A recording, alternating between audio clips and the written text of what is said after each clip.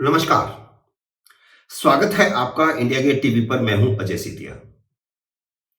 मित्रों, महाराष्ट्र, पश्चिम बंगाल और दिल्ली के बाद अब सीबीआई का हंटर बिहार में चलने वाला है।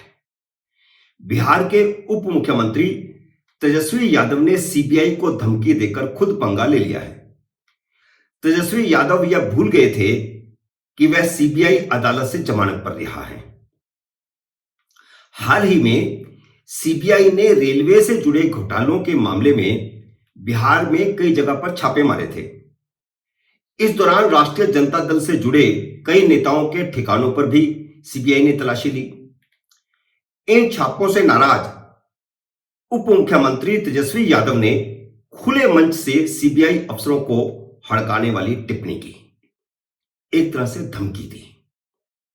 सीबीआई ने इसी आधार पर उनकी जमानत याचिका नामंजूर करने के लिए विशेष जज से गुहार लगा दी है। दिल्ली की सीबीआई कोर्ट में दाखिल अपनी याचिका में सीबीआई ने कहा है कि तेजस्वी यादव अपनी ताकत का इस्तेमाल करके सीबीआई अफसरों को धमका रहे हैं। वह धमकाकर जांच को प्रभावित कर सकते हैं।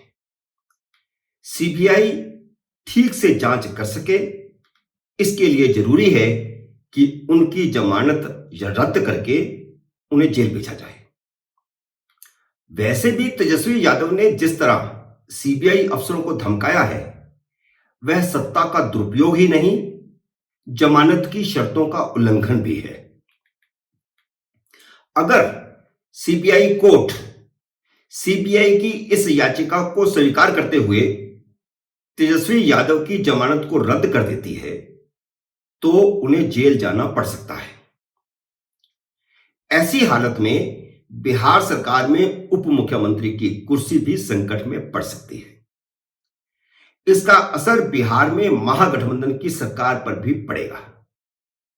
हालांकि गैर कांग्रेसी दलों ने अब नई परंपरा शुरू की है कि उनका कोई मंत्री जेल जाता है तो भी वह मंत्री बना रहता है, न उससे इस्तीफा लिया जाता है न उसे बर्खास्त किया जाता है।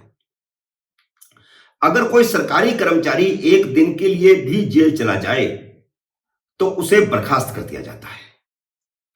लेकिन महाराष्ट्र में नवाब मलिक और बंगाल में पार्थ चटर्जी और दिल्ली में सत्येंद्र जैन जेल में रहते हुए भी मंत्री बने रहे। नवाब मलिक उद्धव सरकार गिरने तक मंत्री बने हुए थे। पार्थ को ममता ने तब हटाया जब पार्टी के भीतर से ही आवाजें उठने लगी। सत्येंद्र जैन तो अभी जेल में है और मंत्री भी है। लाख कोशिश के बाद भी अदालत ने उन्हें जमानत नहीं दी है, लेकिन खुद को भ्रष्टाचार के खिलाफ जंग का मसीहा बताने वाले अरविंद केजरीवाल ने उन्हें मंत्रिमंडल से बर्खास्त भी नहीं किया है। इसलिए तेजस्वी की गिरफ्तारी के बाद भी नीतीश कुमार उनसे इस्तीफा नहीं लेंगे, क्योंकि उनकी मुख्यमंत्री की कुर्सी तो तेजस्वी के समर्थन पर ही टिकी है। लेकिन तेजस्वी के खिलाफ सीबीआई की याचिका ने कुछ जायज सवाल भी खड़े किए हैं। यह सवाल राजद के नेता शिवानंद तिवारी ने खड़े किए हैं। उन्होंने पूछा है कि सीबीआई 4 साल से कहां सोई हुई थी। जिस मामले में 2018 में राबड़ी देवी और तेजस्वी यादव की जमानत हुई थी, उस मामले में 4 साल सीबीआई ने कोई कार्रवाई शुरू नहीं की। 2018 में जमानत हुई, अब 2022 है, पिछले 4 साल में कुछ नहीं हुआ। जबकि अब तेजस्वी के उप मुख्यमंत्री बन जाने के बाद सीबीआई ने छापेमारी शुरू कर दी है। उनका सवाल यह है कि सीबीआई की नींद अचानक खुल गई है। इतने दिनों से सीबीआई सोई हुई थी। नींद तब खुली जब नीतीश कुमार भाजपा गठबंधन से अलग होकर राजद के साथ गठबंधन में शामिल हो गए। खैर, यह राजनीतिक बयानबाजी स्वाभाविक है। चाहे वह महाराष्ट्र हो, बंगाल हो या तेलंगाना हो या दिल्ली हो, सभी जगह पर मुख्यमंत्रियों ने सीबीआई पर राजनीतिक विद्वेष से काम करने और केंद्र सरकार के इशारे पर काम करने का आरोप लगाया है, तो बिहार में भी वही आरोप लग रहा है। हो सकता है कि सीबीआई भी राजनीतिक आधार पर काम कर रही हो, लेकिन सीबीआई को धमकी तो तेजस्वी यादव ने खुद दी है ना। आ बैल मुझे मार वाली कहावत तो उन्होंने खुद अपने पर लागू की है ना। सीबीआई ने आत्मरक्षा में कोर्ट से उन्हें जेल भेजने की गुहार लगाई है। विशेष जज गीतांजलि गोयल ने उनकी जमानत रद्द करने से पहले तेजस्वी यादव को नोटिस भेजकर उनका पक्ष पूछा है। उनका पक्ष जानने के बाद ही कोर्ट सीबीआई की याचिका पर फैसला लेगी। सीबीआई को कुछ इसी तरह की धमकी और चुनौती पिछले दिनों शराब घोटाले में स्टिंग ऑपरेशन के बाद दिल्ली के उप मुख्यमंत्री मनीष सिसोदिया ने भी दी थी। मनीष ने भी सीबीआई को उन्हें गिरफ्तार करने की चुनौती दी है। स्टिंग ऑपरेशन ने दिल्ली की शराब नीति के घोटाले के कई सबूत दे दिए हैं। इसलिए आने वाले कुछ दिनों में दो राज्यों के उप मुख्यमंत्री जेल की हवा खा सकते हैं। केजरीवाल भी चाहते हैं कि सीबीआई सिसोदिया को गिरफ्तार करे। उन्हें लगता है कि सिसोदिया की गिरफ्तारी का उन्हें गुजरात और हिमाचल में राजनीतिक लाभ मिलेगा। इन दोनों राज्यों में इसी साल चुनाव होने वाले हैं।